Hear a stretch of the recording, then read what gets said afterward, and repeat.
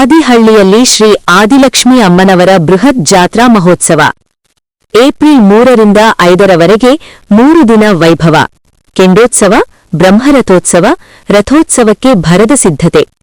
ಅರಸೀಕೆರೆ ಸಾವಿರಾರು ವರ್ಷಗಳ ಇತಿಹಾಸ, ಆಳವಾದ ಭಕ್ತಿ ಪರಂಪರೆ ಮತ್ತು ಗ್ರಾಮೀಣ ಸಂಸ್ಕೃತಿಯ ವೈಭವವನ್ನು ಹೊತ್ತ ಶ್ರೀ ಆದಿಲಕ್ಷ್ಮಿ ಅಮ್ಮನವರ ಬೃಹತ್ ಜಾತ್ರಾ ಮಹೋತ್ಸವ ಇದೇ ಏಪ್ರಿಲ್ 3ರಿಂದ 5ರವರೆಗೆ ತಾಲೂಕಿನ ಗಂಡಸಿ ಹೋಬಳಿಯ ಆದಿಹಳ್ಳಿಯ ಶ್ರೀ ಆದಿಚುಂಚನಗಿರಿ ಮಹಾಸಂಸ್ಥಾನ ಶಾಖಾಮಠದಲ್ಲಿ ವಿಜೃಂಭಣೆಯಿಂದ ನಡೆಯಲಿದ್ದು, ಈ ಬಾರಿಯ ಉತ್ಸವವು ವಿಶೇಷ ಧಾರ್ಮಿಕ ಕಾರ್ಯಕ್ರಮಗಳು, ಸಂಪ್ರದಾಯಬದ್ಧ ಆಚರಣೆಗಳು ಹಾಗೂ ಭಕ್ತ ಸಮಾಗಮದಿಂದ ಇನ್ನಷ್ಟು ಭವ್ಯವಾಗಿ ರೂಪುಗೊಳ್ಳಲಿದೆ ಎಂದು ಹಾಸನ ಆದಿಚುಂಚನಗಿರಿ ಮಠದ ಶಂಭುನಾಥ ಸ್ವಾಮೀಜಿ ತಿಳಿಸಿದ್ದಾರೆ.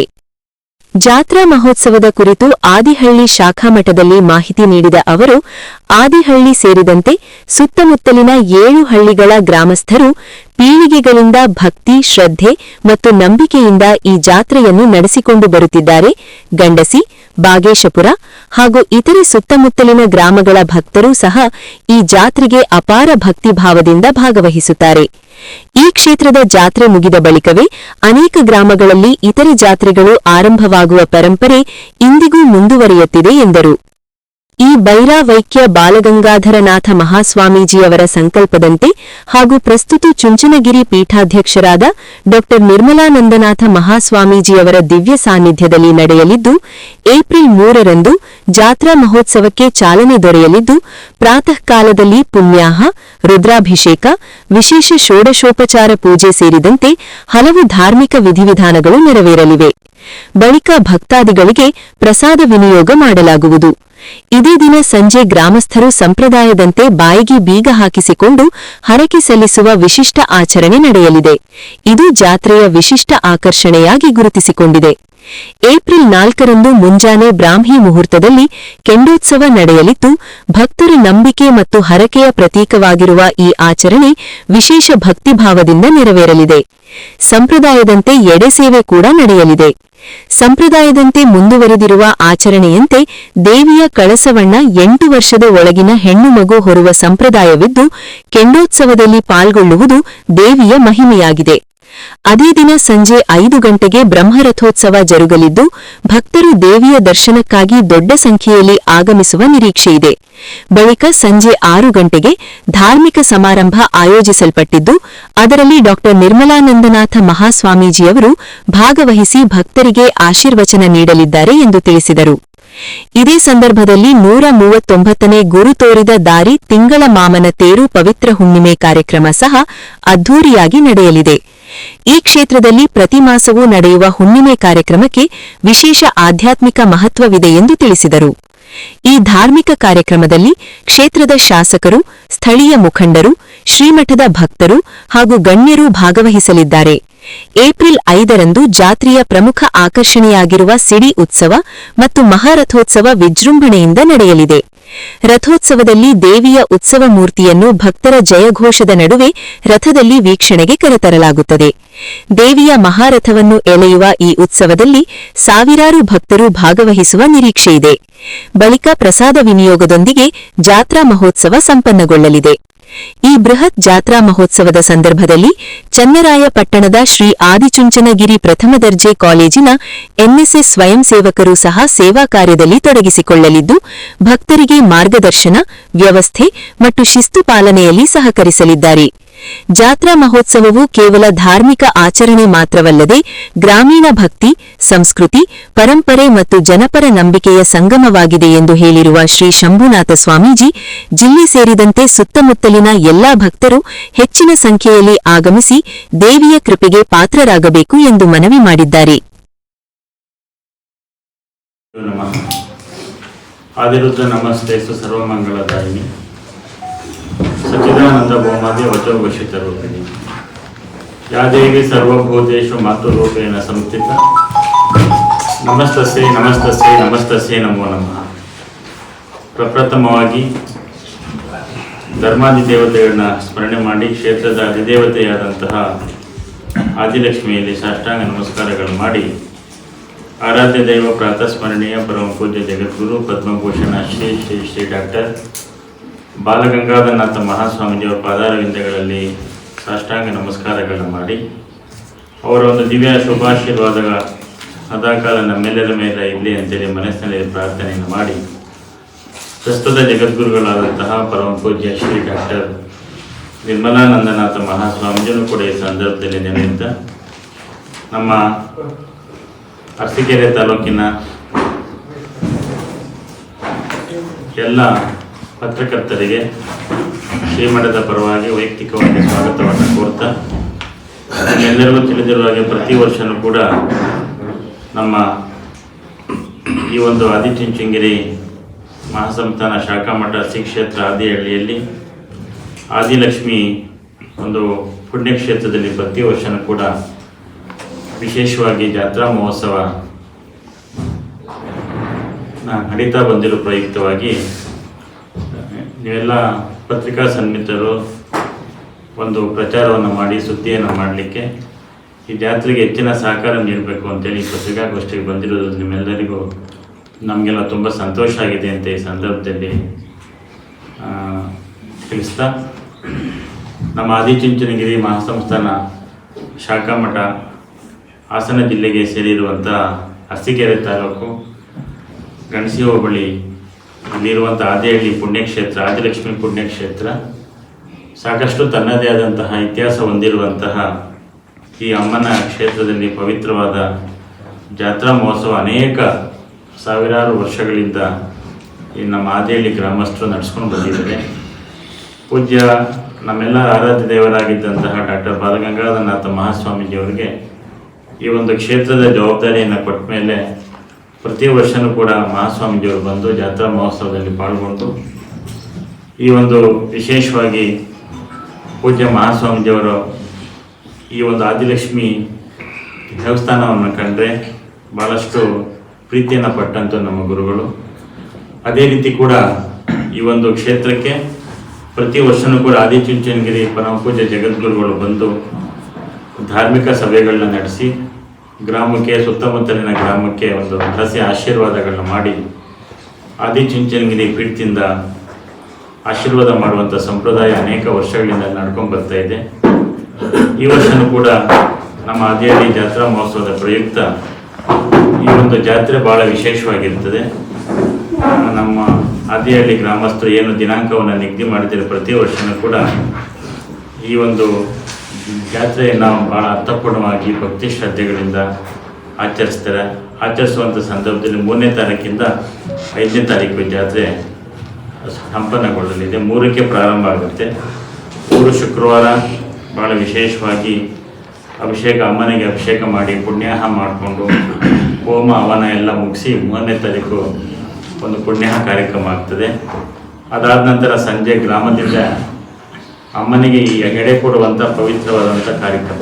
ಅದಕ್ಕೆ ಮನೆಯೆಲ್ಲ ಸ್ವಚ್ಛ ಮಾಡಿಕೊಂಡು ಮನಸ್ಸನ್ನು ಸ್ವಚ್ಛ ಮಾಡಿಕೊಂಡು ಬಾಯಿಗೆ ಬೀಗ ಹಾಕ್ಕೊಂಡು ಭಾಳ ಭಕ್ತಿಯಿಂದ ಎಲ್ಲ ಹೆಣ್ಮಕ್ಳು ಏನು ಇಲ್ಲಿ ಆದಿಹಳ್ಳಿ ಹೊರಗಡೆ ಹೋಗಿದ್ದವರು ಕೂಡ ಬಂದು ಭಾಳ ವಿಶೇಷವಾಗಿ ಭಕ್ತಿಯಿಂದ ಮಡಿಯಿಂದ ಮಾಡಿದಂಥ ನಡೆಯನ್ನು ಅವ್ರ ಮನೆಯಲ್ಲಿ ಏನು ಸಿಗುತ್ತೋ ಪ್ರಸಾದವನ್ನು ಅಮ್ಮನಿಗೆ ಎಡೆ ಮಾಡುವಂಥ ಶುಕ್ರವಾರ ರಾತ್ರಿ ಈ ಪ್ರತಿ ಮನೆಯಿಂದಲೂ ಕೂಡ ಎಲ್ಲ ಹೆಣ್ಮಕ್ಳು ಮೆರವಣಿಗೆ ಮುಖಾಂತರ ಬಂದು ಅಮ್ಮನಿಗೆ ನೈವೇದ್ಯವನ್ನು ಕೊಟ್ಟು ಒಂದು ಮಹಾಮಂಗಳಾರತಿಯಲ್ಲಿ ಭಾಗವಹಿಸಿ ಅಮ್ಮನ ಆಶೀರ್ವಾದ ತಗೊಂಡು ಹೋಗ್ತಾರೆ. ಅದಾದ ನಂತರ ಶನಿವಾರ ಬೆಳಗ್ಗೆ ಬ್ರಾಹ್ಮಿ ಮುಹೂರ್ತದಲ್ಲಿ ಕೆಂಡೋತ್ಸವ ಅಂತ ಆಗ್ತದೆ. ಆ ಕೆಂಡೋತ್ಸವ ಭಾಳ ವಿಶೇಷ. ಒಂದು ಮನೆಯಿಂದ ಒಂದು ಹೆಣ್ಮಗು ಸಣ್ಣ ಮಗುವನ್ನು ಆರಕೆ ಮಾಡ್ಕೊಂಡಿರ್ತಾರೆ. ಈ ವರ್ಷ ನಮ್ಮ ಮನೆಯಿಂದ ಕೆಂಡ ಹಾಯಿಸ್ತೀನಿ ಅಂತೇಳಿ 7ರಿಂದ 8 ವರ್ಷ ಮಗುವನ್ನು ಬಂದು ಭಕ್ತಿಯಿಂದ ಶ್ರದ್ಧೆಯಿಂದ ಸ್ನಾನ ಪೂಜೆ ಎಲ್ಲ ಮಾಡಿಸಿ ಅವ್ರ ಕೈಲಿ ಕಳಸವನ್ನು ಒರೆಸಿ ಕೆಂಡೋತ್ಸವ ಮಾಡುವಂಥ ಸಂಪ್ರದಾಯ ಈ ಒಂದು ಗ್ರಾಮಕ್ಕೆ ಮತ್ತು ಆದಿಲಕ್ಷ್ಮಿ ಒಂದು ಪ್ರತೀತಿಯನ್ನು ನಡ್ಕೊಂಡು ಬಂದಿದೆ. ಅದೇ ರೀತಿ ಕೂಡ ಈಗಲೂ ಕೂಡ 6ರಿಂದ 7 ವರ್ಷ ಬಾಲಕಿಯನ್ನು ಅವ್ರ ತಲೆ ಮೇಲೆ ಕಳಸವನ್ನು ಒರೆಸಿ ಕೆಂಡೋತ್ಸವ ಮಾಡುವಂಥ ಒಂದು ಸಂಪ್ರದಾಯವನ್ನು ಉಳಿಸ್ಕೊಂಡು ಬಂದಿದ್ದಾರೆ. ಅದು ಭಾಳ ಪವಿತ್ರವಾಗಿ ಶನಿವಾರ ಬೆಳಿಗ್ಗೆ ಅದು ಬ್ರಾಹ್ಮಿ ಮುಹೂರ್ತದಲ್ಲಿ ಆಗ್ತದೆ. ಅದಾದ ನಂತರ ಬ್ರಹ್ಮರಥೋತ್ಸವ ಹೊತ್ತು ಭಾಳ ವಿಶೇಷವಾಗಿ ಆದಿಹಳ್ಳಿ ಅಮ್ಮನವರ ವಿಶೇಷ ಬ್ರಹ್ಮರಥೋತ್ಸವ 4:15ರಿಂದ 5:30 ಗೋಧೂಳಿ ಲಗ್ನದಲ್ಲಿ ಅವತ್ತು ವಿಶೇಷವಾಗಿ ಬ್ರಹ್ಮರಥೋತ್ಸವ ಆಗ್ತದೆ. ಬ್ರಹ್ಮರಥೋತ್ಸವ ಆದಮೇಲೆ ಆದಿಚುಂಚನಗಿರಿ ಪರಮ ಪೂಜ್ಯ ಜಗದ್ಗುರು ಶ್ರೀ ಡಾಕ್ಟರ್ ಬಾಲಗಂಗಾಧರನಾಥ ಮಹಾಸ್ವಾಮೀಜಿಯವರ ಪುತ್ಥಳಿ ಹಾಗೂ ಈಗಿನ ಜಗದ್ಗುರುಗಳಾದಂತಹ ಪರಮ ಪೂಜ್ಯ ಶ್ರೀ ಡಾಕ್ಟರ್ ನಿರ್ಮಾನಂದ ಮಹಾಸ್ವಾಮೀಜಿಯವ್ರನ್ನ ಊರಿನ ಹೊರಭಾಗದಿಂದ ಮುತ್ತಿನ ಪಲ್ಲಕ್ಕಿ ಉತ್ಸವ ಮಾಡಿಕೊಂಡು ದೇವಸ್ಥಾನಕ್ಕೆ ಕರ್ಕೊಂಡು ಪೂಜ್ಯ ಮಹಾಸ್ವಾಮೀಜಿಯವರಿಂದ ಮಹಾಮಂಗಳಾರತಿ ಮಾಡಿ ಇಲ್ಲೇ ಒಂದು ಧಾರ್ಮಿಕ ಸಮಾರಂಭ ಮಾಡಿ ಅವ್ರಿಗೆ ಒಂದು ಸ್ವಾಮೀಜಿಯವರ ಮುಖಾಂತರ ಒಂದು ಆಶೀರ್ವಚನವನ್ನು ನೀಡಿಸಿ ಕ್ಷೇತ್ರದ ಶಾಸಕರಾಗಿರ್ಬೋದು ಮತ್ತೆಲ್ಲ ಚುನಾಯಿತ ಪ್ರತಿನಿಧಿಗಳು ನಮ್ಮ ಶ್ರೀಮಠದ ಸದ್ಭಕ್ತರು ಆದಿಹಳ್ಳಿ ಅಮ್ಮ ಈ ಒಂದು ಸುಮಾರು 7 ಹಳ್ಳಿ ಗ್ರಾಮಕ್ಕೆ ಸಂಬಂಧಪಟ್ಟಂತಹ ಆದಿಹಳ್ಳಿ ಅಮ್ಮ ನಮ್ಮ ಬಾಗೇಶ್ವರ ಆಗ್ಬೋದು ಗಣಸಿ ಆಗ್ಬೋದು ಮಾದೇವರಹಳ್ಳಿ ಆಗ್ಬೋದು ಅನೇಕ ಊರುಗಳು ಇಲ್ಲಿ ಜಾತ್ರೆ ಪ್ರಾರಂಭ ಆದಮೇಲೆ ಇಲ್ಲಿ ಜಾತ್ರೆ ಆದ ನಂತರ ಆಮೇಲೆ ಬೇರೆ ಕಡೆ ಜಾತ್ರೆ ಮಾಡುವಂಥ ಇತಿಹಾಸ ಅನೇಕ ವರ್ಷಗಳಿಂದ ನಡ್ಕೊಂಡು ಬಂದಿದೆ. ಆಮೇಲೆ ಉತ್ಸವ ಎಲ್ಲ ಮಾಡಿಕೊಂಡು ಜಾತ್ರೆ ಪ್ರಾರಂಭ ಮಾಡಿ ಪೂಜ್ಯ ಮಹಾಸ್ವಾಮಿ ಧಾರ್ಮಿಕ ಸಭೆಗಳು ಭಾಗವಹಿಸಿ ಸ್ವಾಮೀಜಿಯವರು ಹೋದ ನಂತರ ಮತ್ತೆ ಇಲ್ಲಿ ಒಂದಷ್ಟು ಸಾಂಸ್ಕೃತಿಕ ಕಾರ್ಯಕ್ರಮಗಳಿರ್ತವೆ. ಭಾನುವಾರ ಬೆಳಗ್ಗೆ ಸಿಡಿ ಉತ್ಸವಗಳಾಗ್ತವೆ.